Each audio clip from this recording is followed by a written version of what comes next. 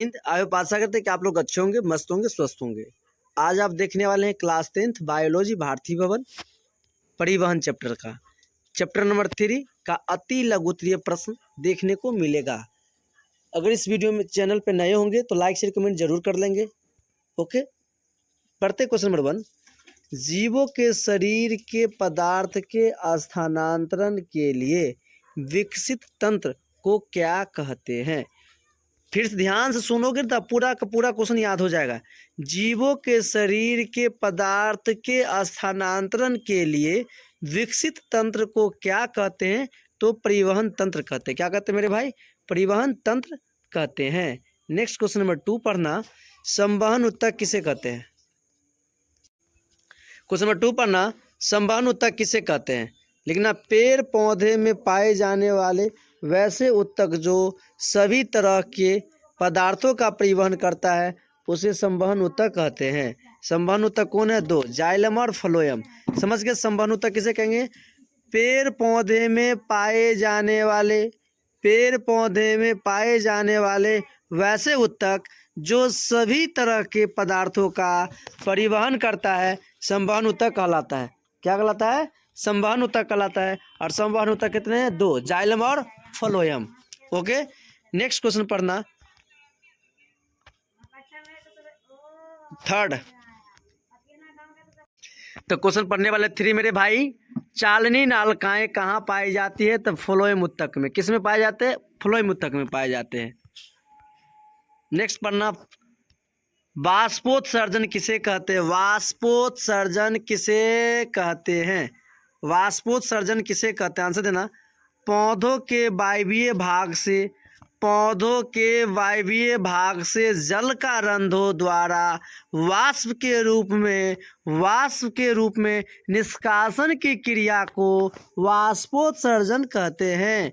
समझ गए? वाष्पोत्सर्जन किसे कहते? देना, पौधों के वायवीय भाग से जल का रंध्रों के द्वारा वाष्प के रूप में निष्कासन यानी निकलने की क्रिया को वाष्पोत्सर्जन कहते हैं। नेक्स्ट क्वेश्चन पढ़ना है मेरे भाई। Question number 5 number question.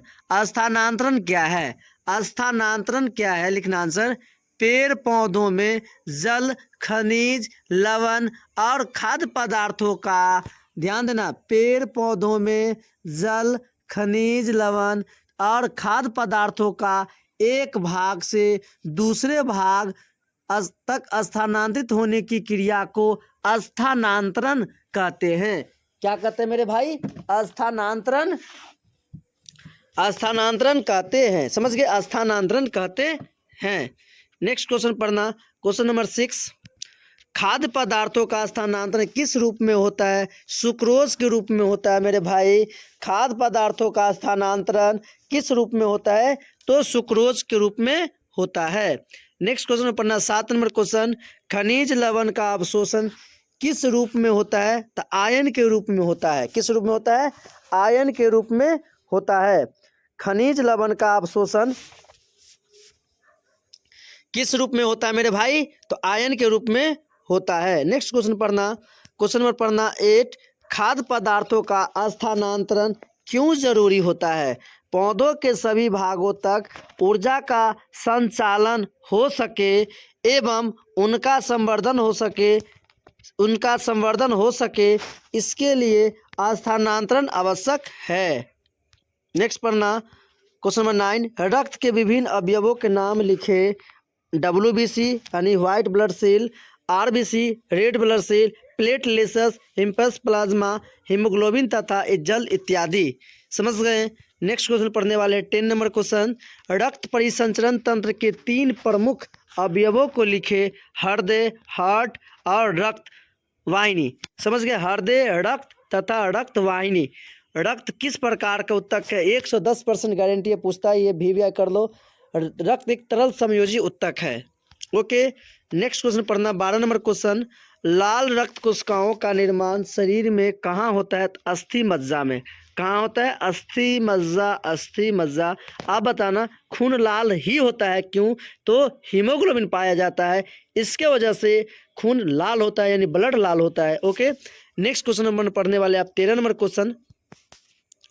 मनुष्य में लाल और श्वेत रक्त कणिकाओं का अनुपात कितना है? 600:1। कितना है? 600:1 है।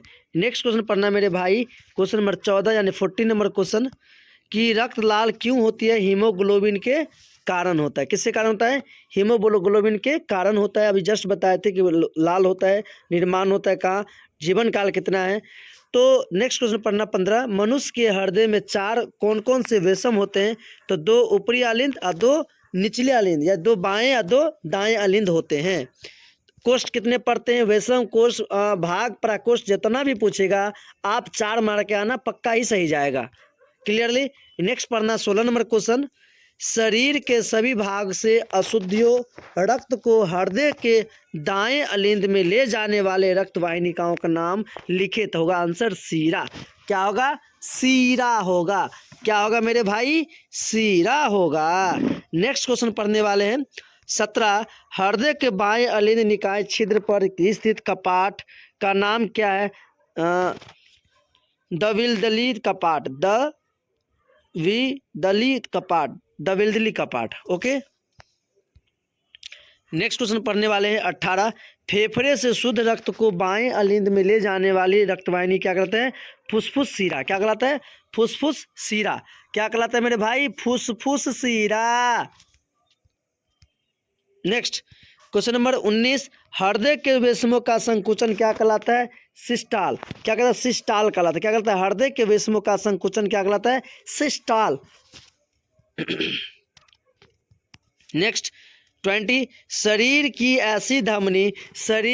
ऐसी धमनी का नाम लिखें। शरीर की ऐसी धमनी का नाम लिखें जिसमें ऑक्सीजन जनित रक्त परिवाहित होता है।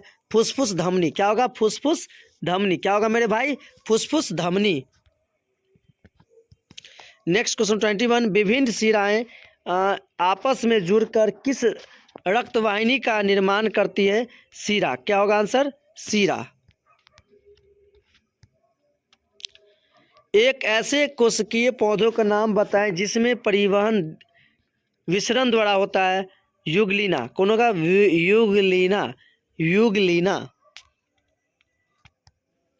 नेक्स्ट 23, पौधे में जल तथा खाद्य पदार्थों का स्थानांतरण करने वाले ऊतकों को क्या कहा जाता है? संवहन ऊतक। क्या कहा जाता है? संवहन ऊतक कहा जाता है।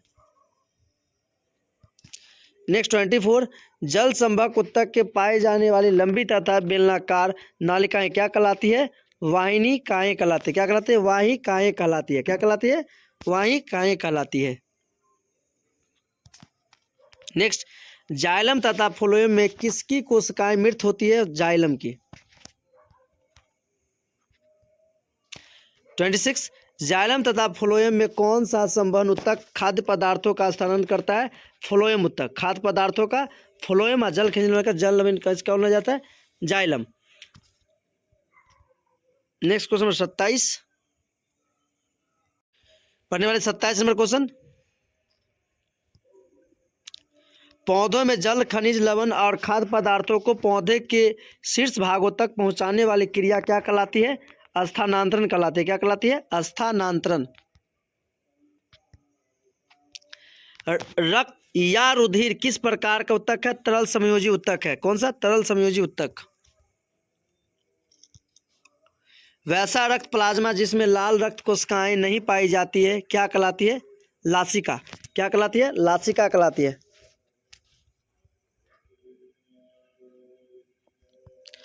नेक्स्ट 30, रक्त का संचार ज्यादा दबाव से किस में होता है? धमनी में या शिरा में? तो धमनी में। किस में होती है? धमनी। रक्त का संचार ज्यादा दबाव से किस में होता है? धमनी में या शिरा में? तो आंसर होगा धमनी में। 31, रक्तचाप की माप किसके उपकरण से किया जाती है? तो स्फैग्नोमैनोमीटर। रक्तचाप की बहुत भिविया क्वेश्चन है, याद कर लीजिए इसको। रक्तचाप की माप किसके उपकरण से किया जाता है? स्फैग्नोमैनोमीटर से किया जाता है। ओके बाय, मिलते हैं नेक्स्ट वीडियो के। जीवों में पदार्थों के परिवहन की परिभाषा लिखें। जीवों में पदार्थों के परिवहन की परिभाषा लिखें। आंसर लेना। परिवहन वह क्रिया है, परिवहन वह क्रिया है, परिवहन वह क्रिया है जिसके माध्यम से ऑक्सीजन, CO2, पोषक तत्व, हार्मोन, उत्सर्जी पदार्थों या अन्य उपापचयी क्रियाओं के फलस्वरूप उत्पन्न विभिन्न पदार्थों को शरीर के एक भाग से दूसरे भाग में ले जाना ही परिवहन कहलाता है। या इसी में सिंपल बात कहेंगे, परिवहन वह प्रक्रिया जिसके माध्यम से ऑक्सीजन, CO2 तत्व, हार्मोन, उत्सर्जी पदार्थों या अन्य उपापचयी क्रिया के फलस्वरूप उत्पन्न विभिन्न पदार्थों को शरीर के एक भाग से दूसरे भाग में ले जाना ही परिवहन कहलाता है। आपको एक बार पढ़ने में भारी लगेगा, 2 बार में भारी लगेगा, 3 बार, एक बार इतना पढ़ दीजिए ना कि जनरल से पूछेगा उन्नत से हो जाएगा आंसर। डरना नहीं है मेरे भाई, जब तक तोड़ेंगे नहीं, जब तक छोड़ेंगे नहीं। आप कॉपी में लिखिए, याद कीजिए, 1 बार नहीं, 2 बार नहीं, 3 बार नहीं, 10 बार याद कीजिए। आप देखिए आप क्या आपसे क्वेश्चन भाएगा, यूं याद हो जाएगा आपको।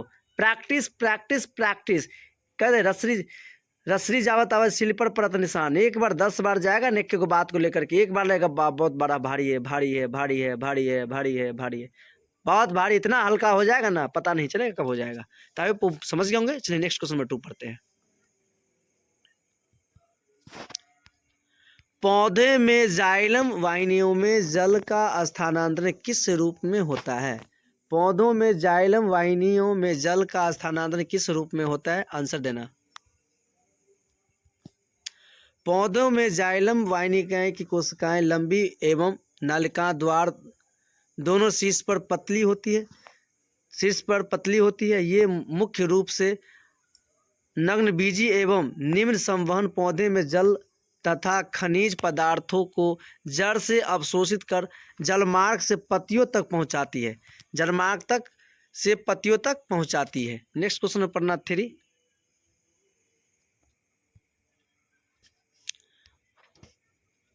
मूल रोम की कोशिकाओं में जल कैसे पहुंचती है? मूल रोम की कोशिकाओं में जल कैसे पहुंचती है? आंसर देना। मूल रोम की कोशिकाओं पौधों की जड़ में पाई जाती है। मूल रोम की कोशिका में पौधे की जड़ में पाई जाती है। मिट्टी के अंदर दूर दूर तक फैलकर मिट्टी के छिद्र से जल को अवशोषित करती है। पत्तियों में जब वाष्पोत्सर्जन की क्रिया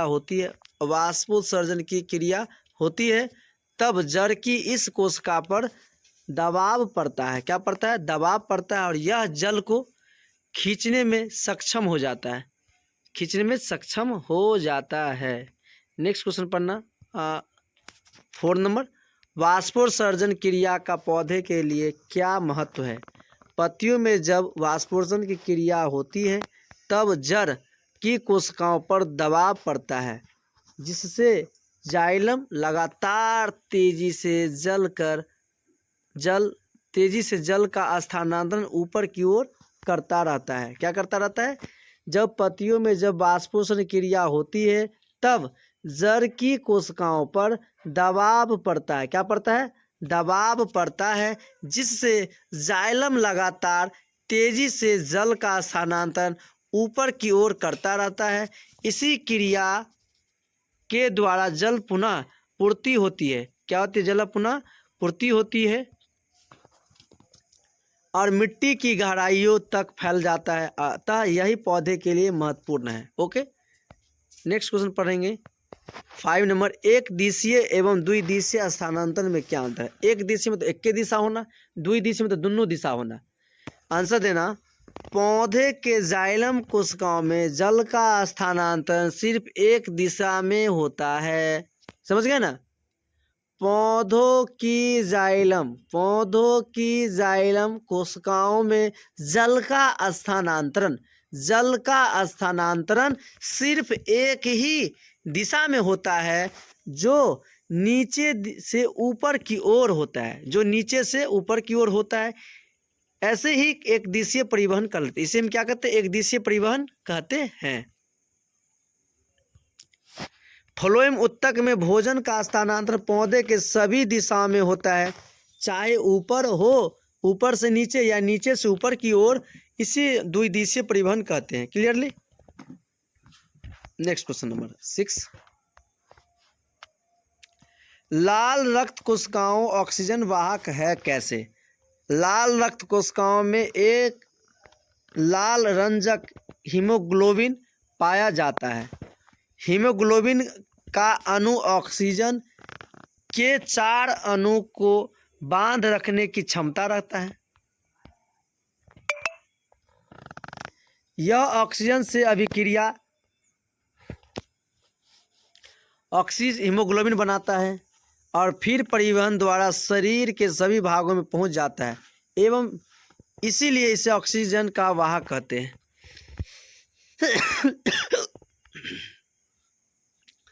नेक्स्ट क्वेश्चन नंबर पढ़ना मेरे भाई 7 नंबर। श्वेत रक्त कोशिकाओं लाल रक्त कोशिकाओं से किस प्रकार भिन्न है? किस प्रकार अलग है, किस प्रकार डिफरेंट है, किस प्रकार भिन्न है, अलग अलग है, पूछ रहा है आपसे। आंसर देना। आरबीसी लाल होता है और जबकि डब्ल्यूबीसी श्वेत होता है। तो पहला अंतर समझ में आ गया।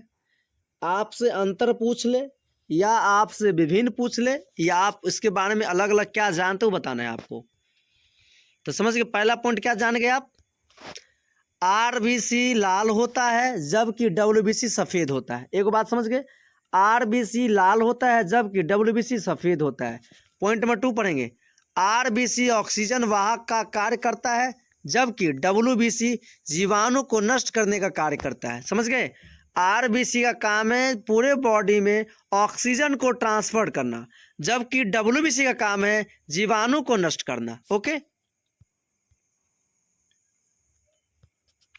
थर्ड पढ़ेंगे। आरबीसी की संख्या डब्ल्यूबीसी से अधिक होती है। आरबीसी की संख्या डब्ल्यूबीसी से अधिक होती है जबकि डब्ल्यूबीसी की संख्या आरबीसी से कम होती है। बात वही को 2 बार कर दिया गया। आरबीसी में केंद्रक नहीं होता है लामा और ऊंट को छोड़कर सबकी, जबकि डब्ल्यूबीसी में अनियमित आकार की केंद्रक युक्त कोशिकाएं मौजूद होती है। नेक्स्ट पढ़ने वाले हैं मेरे भाई क्वेश्चन नंबर 8। रक्त पट्टिकाणु का क्या महत्व है? रक्त पट्टिकाणु का क्या महत्व है? आंसर देना। जब शरीर का कोई अंग कटता फटता है और वहाँ से रक्त निकलने लगता है तो उस रक्त में मौजूद रक्त की बिंबाणु तुरंत अभिक्रिया कर थ्रोम्बोप्लास्ट का निर्माण करता है जिससे हेपेरिन होता है और रक्त को थक्का बनने का कार्य करता है।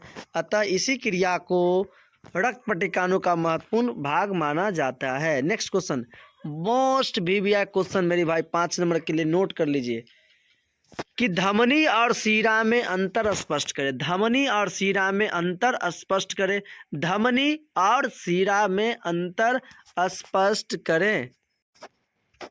आंसर लिखना। धमनी और शिरा में निम्न अंतर है। धमनी और शिरा में निम्न अंतर है। धमनी की दीवार मोटी परंतु लचीली होती है जबकि शिरा की दीवार पतली एवं कड़ी होती है। समझ गए ना? 2 पॉइंट ये समझ में आ गया आपको। धमनी की दीवार मोटी परंतु लचीली होती है जबकि शिरा की दीवार पतली परंतु कड़ी होती है। ओके, नेक्स्ट क्वेश्चन पॉइंट देखेंगे इसका। धमनी में रक्त का प्रवाह तेज गति से होता है जबकि शिरा में रक्त का प्रवाह मंद होता है। समझ गए? धमनी में रक्त का प्रवाह तेज गति से होता है जबकि शिरा में रक्त का प्रवाह मंद से होता है। धमनी रक्त को हृदय से लेकर पूरे शरीर में पहुंचाने का कार्य करता है जबकि शिरा रक्त को शरीर से विभिन्न अंगों तक से हृदय से पहुंचाता है। पॉइंट नंबर 4, धमनी में शुद्ध रक्त का प्रवाह होता है जबकि शिरा में अशुद्ध रक्त का प्रवाह होता है। आई होप आप समझ गए होंगे। चलिए नेक्स्ट क्वेश्चन नंबर 10 पढ़ते हैं। रक्त के द्विगुणी परिवहन क्या अर्थ क्या है? जब दायां नीले से अशुद्ध रक्त फुसफुसिया धमनी द्वारा फेफड़े में जाकर शुद्ध होता है, इसी समय बायां नीले में पहुंचा हुआ शुद्ध रक्त महाधमनी द्वारा शरीर के सभी भागों में पहुंच जाता है। इसी तरह का एक चक्र को पूरा करने में रक्त हृदय से 2 बार गुजरता है। कितने बार गुजरता है? 2 बार गुजरता है। बाहर होकर गुजरता है, जिससे रक्त का दोगुनी परिवहन कहलाते हैं। ओके बाय, मिलते हैं नेक्स्ट वीडियो में। अगर वीडियो आपको अच्छा लगा हो तो लाइक शेयर कमेंट जरूर करें। थैंक यू बेट्स ऑफ ऑल। अगर आप हमसे ऑफलाइन पढ़ना चाहते हैं तो KVS coaching centre Maharajganj Madhubani and Guddegachhi Maharajganj Madhubani और बड़ा बाजार मधुबनी संपर्क कर सकते हैं। ओके बाय,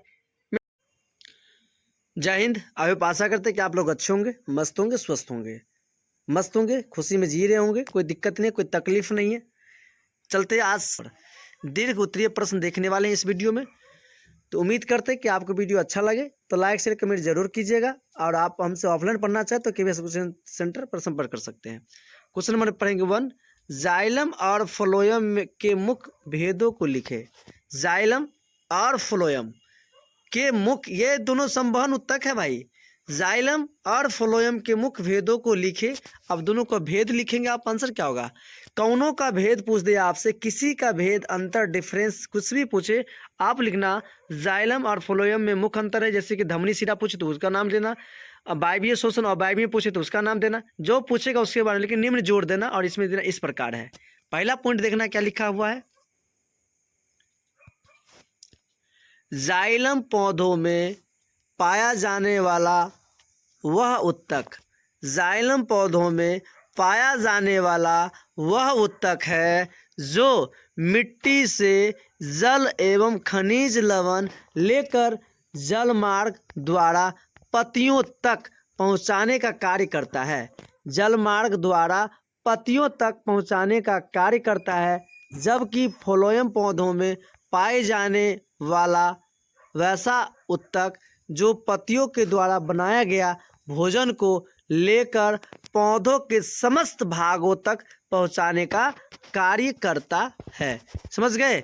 समझ गए मेरी बात? जाइलम पौधे में पाए जाने वाला वह उत्तक है जो मिट्टी से जल एवं खनिज लवण को लेकर जल मार्ग द्वारा पत्ती तक पहुंचाता है। जबकि फ्लोएम पौधे में पाए जाने वाले वैसा उत्तक है जो पत्तियों के द्वारा बनाया गया भोजन को लेकर पौधों के समस्त भागों तक पहुंचाने का कार्य करता है।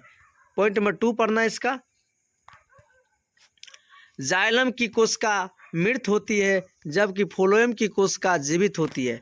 जाइलम की कोशिका मृत होती है जबकि फ्लोएम की कोशिका जीवित होती है। जाइलम में एक दिशीय परिवहन पाया जाता है जबकि फ्लोएम में द्विदिशीय परिवहन पाया जाता है। नेक्स्ट पढ़ना, जाइलम की मुख्य घटक वाहिकाएं हैं तथा वाहिनिकाएं जबकि फ्लोएम की मुख्य घटक चालनी नालिकाएं हैं। समझ गए ना? जाइलम की मुख्य घटक वाहिनिकाएं हैं तथा वाहिनिकाएं जबकि फ्लोएम की मुख्य घटक चालनी नालिकाएं हैं। क्या मेरे भाई? चालनी नालिकाएं हैं। जाइलम में वाष्पोर्जन की क्रिया के दौरान मूल पर दबाव अधिक होता है जबकि फ्लोएम में ऐसा कुछ नहीं होता है। जबकि फ्लोएम में ऐसा कुछ नहीं होता है। क्वेश्चन नंबर 2, लंबे वृक्ष में पूरी ऊंचाई तक जल कैसे चढ़ता है? बताएं। लंबे वृक्ष में पूरी ऊंचाई तक जल कैसे चढ़ता है? बताएं। आंसर देना। लंबे लंबे वृक्ष में संवहन उत्तक भी लंबे लंबे होते हैं। लंबे लंबे वृक्ष में संवहन उत्तक भी लंबे लंबे होते हैं जो काफ़ी सक्रिय रहते हैं। जब मिट्टी से जल तथा खनिज लवण जाइलम अवस्थित करके जल मार्ग द्वारा ऊपर की तरह पहुंचाया जाता है तब उस जल को पत्तियों अवस्थित कर लेता है और भोजन बनाने के लिए उपयोग करती है। जाइलम पर मूल दबाव की क्रिया होती है जिससे जल धीरे धीरे ऊपर की ओर उठता है। इसी तरह जब वाष्पोर्जन की क्रिया द्वारा जल का वाष्पीकरण होता है तब तेजी से जल ऊपर की ओर उठता है। तब क्या होता है? तेजी से जल ऊपर की ओर उठता है और इसी तरह धीरे धीरे खिसक कर ऊपर तक पहुंच जाता है। इसी तरह लंबे वृक्ष में जल पहुंचता है। नेक्स्ट क्वेश्चन पढ़ना। 3, पौधे में खाद्य पदार्थों के परिवहन की क्रिया कैसे संपन्न होती है? पौधों में खाद्य पदार्थों के परिवहन की क्रिया कैसे संपन्न होती है? आंसर देना मेरे भाई, क्या होगा? पौधों की पत्तियों में जब प्रकाश क्रिया द्वारा भोजन बनता है तब फ्लोएम उत्तक पत्तियों में बने हुए भोजन को लेकर पौधे के सभी भागों तक भोजन को लेकर ले जाने का काम करता है।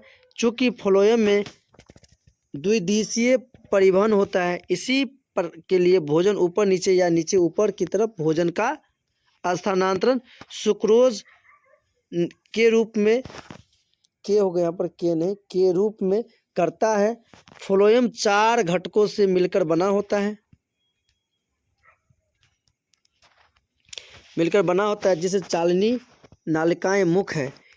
उसकी नालिकाएं अत्यंत छोटे छिद्रों वाली प्लेट से जुड़ी होती है, इसीलिए यह खाद्य पदार्थों का स्थानांतरण के लिए उपयुक्त है। खाद्य पदार्थों का स्थानांतरण सदा अधिक सांद्रता वाले भागों से कम सांद्रता वाले भाग की ओर होता है। ओके, नेक्स्ट पढ़ने वाले 4। मनुष्य के रक्त की संरचना का वर्णन करें। मनुष्य के रक्त की संरचना का वर्णन करें। आंसर देना। मनुष्य का रक्त तरल समयोजी उत्तक का बना होता है। इनकी संरचना 2 प्रमुख घटकों की होती है। पहला प्लाज्मा जो तरल अवस्था में रहता है, दूसरा आरबीसी, डब्ल्यूबीसी एवं ब्लड प्लेटलेट्स जो ठोस के रूप में पाया जाता है। समझ गए? ठोस के रूप में पाया जाता है। प्लाज्मा एक हल्के पीले रंग का चिपचिपा द्रव है। प्लाज्मा यह हल्के पीले रंग का एक चिपचिपा द्रव है जो आयतन के हिसाब से पूरे रक्त का करीब 55% होता है। आयतन के हिसाब से पूरे रक्त का करीब 55% होता है। इसमें 90% जल, 7% प्रोटीन, 0.9% कार्बन आर्गोनिक लवण, 0.81 ग्लूकोज, 0.5 वसा, शेष अन्य कार्बनिक पदार्थ होते हैं। समझ गए? 3-4 बात पूछ लेगा आपसे कि रक्त के हिसाब से पूरे कितना होता है 55%, जल कितना होता है 90%, प्रोटीन कितना होता है 7%, 0.9% कार्बनिक लवण होते हैं, 1.8 ग्लूकोज होते हैं, 0.5% वसा होती है और शेष अन्य कार्बनिक पदार्थ होते हैं। नेक्स्ट बताएंगे आरबीसी के बारे में।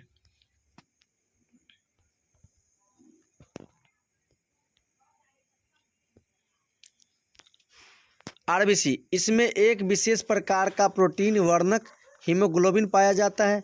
हीमोग्लोबिन के कारण यह लाल होता है।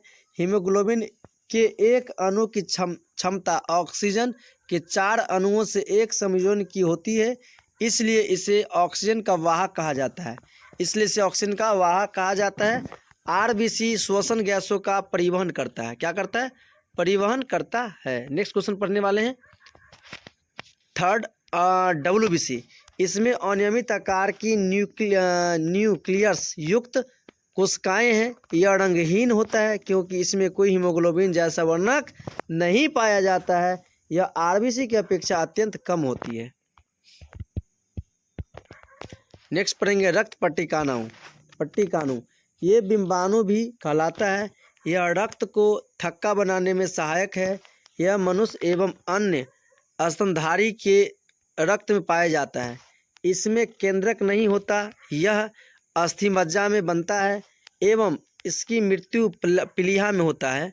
इसका जीवन काल एवं 3 से 5 दिन तक का होता है। ओके, नेक्स्ट पढ़ने वाले हैं क्वेश्चन नंबर 5। मनुष्य के हृदय की संरचना का सचित्र वर्णन करें। मनुष्य के हृदय की संरचना का सचित्र वर्णन करें। चित्र भी बनाना है इसका। मनुष्य का हृदय एक अत्यंत कोमल मांसल रचना का है जो वक्ष गुहा के मध्य में पासलियों के नीचे तथा दोनों फेफड़ों के बीच स्थित होता है। यह हृदय पेशियों का बना होता है। यह एक केंद्रीय पंप अंग है जो रक्त पर दबाव बनाकर उसका परिसंचरण पूरे शरीर में करता है। इसका आकार 3 कोना होता है। इसका चौड़ा भाग आगे और संस्करा भाग पीछे की ओर होता है तथा यह बाईं तरफ झुका होता है। यह चारों तरफ से दोहरी झिल्ली कार्डियक मेम्ब्रेन से घिरा होता है। इन दोनों झिल्लियों के बीच द्रव भरा होता है। इन दोनों झिल्लियों के बीच द्रव भरा होता है जो बाहरी आघातों से बचाता है। यह मनुष्य में 4 बेसम में बटा होता है, दायां बायां अलिंद तथा दायां और बायां नीले। 4.5 सेमी लंबा, 3.5 सेमी मोटा। समझ गए? 4.5 सेमी लंबा, 3.5 सेमी मोटा एवं 2.5 cm चौड़ा होता है। इसकी रक्षा पसली के हड्डी करती है एवं यह तंत्रिका तंत्र के गुच्छों में लिपटा रहता है। दायां और बायां अलिंद अलिंद्र भित्ति द्वारा अलग अलग अलग होता है। किसके होता है? अलग होता है। एवं यह हृदय के चौड़े अग्रभाग में होता है। दायां और बायां नीलाएं द्वारा संकरे क्या लिखा है? पश्चिम भाग में स्थित होता है एवं यह एक संकरे पश्च भाग में स्थित होता है एवं यह एक दूसरे से अंतर्निलय भित्ति के द्वारा अलग होता है। ओके, नेक्स्ट पढ़ने वाले 6 नंबर क्वेश्चन, मनुष्य के हृदय की कार्यविधि को समझाएं। हृदय शरीर के सभी भागों से अशुद्ध रक्त को ग्रहण करता है, फिर उस अशुद्ध रक्त को ऑक्सीजन के द्वारा शुद्ध करने के लिए फेफड़े में भेजा जाता है। समझ गए? तथा पुनः यह शुद्ध रक्त को फेफड़े से ग्रहण कर शरीर के विभिन्न भागों में पंप कर देता है, जिससे संपूर्ण शरीर में रक्त का परिसंचरण होता है। बी, शरीर के विभिन्न भागों से अशुद्ध रक्त को 2 अग्र महाशिराओं तथा एक पश्च महाशिराओं के द्वारा दायां अलिंद में पहुंचाया जाता है। फेफड़े से शुद्ध रक्त फुसफुसिया शिराओं के द्वारा बाएं अलिंद में पहुंचाया जाता है। इसके बाद दोनों अलिंद में संकुचन तथा साथ साथ दोनों निकाय में शीतलन होता है। इसके फलस्वरूप अशुद्ध रक्त दाएं अलिंद से दाएं अलिंद नीले छिद्र त्रिदली कपाट द्वारा दायां नीले में तथा शुद्ध रक्त बाएं अलिंद से अलिंद निकाय छिद्र द्वारा कपाट द्वारा बनाए निकाले में पहुंचा जाता है। तो दोनों निकाय रक्त से भर जाता है, तब अलिंद से संकुचन एवं नीलाय में शीतलन होता है। इसके फलस्वरूप अशुद्ध रक्त फुसफुसिया धमनी द्वारा फेफड़े में जाता है। कहाँ जाता है? फेफड़े में जाता है। इसी समय बायां नीले में पहुंच शुद्ध रक्त धमनी द्वारा धमनी से होकर सभी शरीर में चला जाता है। ओके, बाय, मिलते हैं नेक्स्ट वीडियो में। थैंक यू वेरी मच, आज के लिए इतना ही। अगर आप KBS कोचिंग सेंटर पर नए होंगे तो लाइक शेयर कमेंट जरूर कर लेंगे। ऑल वीडियो का 6 to 12 और अदर कम्पिटिटिव की तैयारी करना चाहते तो आपको यहाँ से तैयारी कराया जाएगा। IT एंड पॉलिटेक्निक की कैट्स कोर्स भी कराई जाती है। तो आप हमसे पढ़ना चाहते हैं तो KBS coaching centre Maharajganj Madhubani and Badi Bazar Madhubani संपर्क कर सकते हैं। कॉन्टैक्ट नंबर आपको यूट्यूब चैनल के फर्स्ट में मिला गया है, आप संपर्क कर सकते हैं। Bye. Okay, thank you very much.